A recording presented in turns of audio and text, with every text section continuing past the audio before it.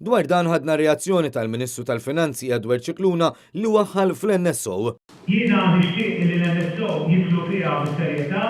Il-Ministru Cicluna kien qed jindirizza teleconference dwar it-tbassir tal-Kummissjoni Ewropea għal din is-sena. Cicluna sostna li t-tbassir tal-Kummissjoni Ewropea u wieħed sabiħ.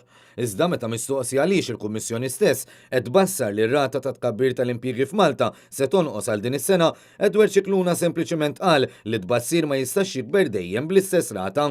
L-impjiegi jiżdiedu kemm jiżdiedu ma jistgħux jiżdiedu bl-istess rata. Fl-introduzzjoni tiegħu, Cicluna qal li l-Unjoni Ewropea mhijiex kuntenta bil-fatt li pajjiżna daħal fl-excessive deficit procedure.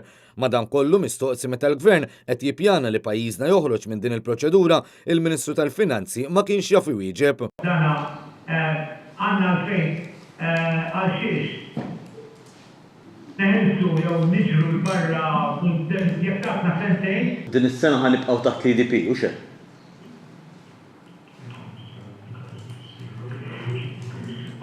Jiena ma nistax nitkellem għall-Kummissjoni. Huma tawna sa 2014. Dak huma sentejn.